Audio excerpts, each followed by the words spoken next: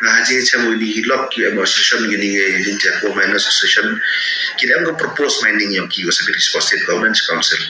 na ada yo itu ki jimbo yang ki to ki bo ni to maximum to 5 hektar andrai ini yang bo ga minimum bo itu kali council yang i the minimum hektar nasnya thar yang 6 lakh square feet tam ma he ore ki lock ki wa map thar bao ki wa men yung biang thao ma thani yo thao ni 6 lakh square feet sang ki wa 6 lakh tam square feet di data bo ni ngar ko sa ini to bo bi maksimum dan ni number bo minimum andrai dengan te klam ni te kita da perkat ki hadin wan te dapat kiu pendam no dengan te ga hektar da bo ya ga 0.5 hektar ba ki yang ruling group la em bro ki aran moyo te bagi te tidak accept itu dengan halor jing timang yomi te jing to anwa kanika turun company la itu demand do persa kesal komen ni wah kan ya ni hadin jing mut yomi jing klam yomi chim jing mut ki do ayo yo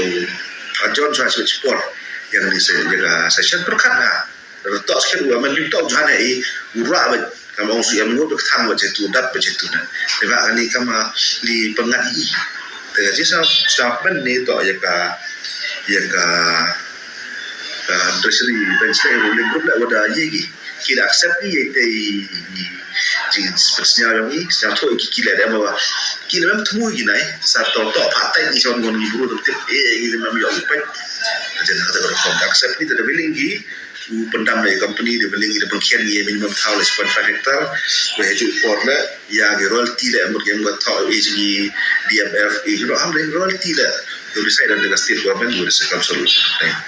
dengan itu kalau saya komen ya ga jilai back in session ila kamu almost dan full support di living resolution dan kita minor modification buat request ini kita request ila dan pedang iki jadi mansket gaji kealang ini punah yang ini na do ruling treasury bench i opposition la jing yang i da pedang iki dan next kama kamu dah iki ne ko house la wa ni kam to kun dan hi ga hai pendap kan hai for solution re handle la em jing mut jing ang not tv yo wise cap yo mo yang kam ang not ki pai ba yang rilom janti ai ro bi to budin ini follow up juga ni mesti perlu follow up nah wala ja ni MDA tu government go agenda BJP go meya BJP kon dia BJP ni sarkarแต่ MI sekali te yung tumugi mesti mo kwa sekali wai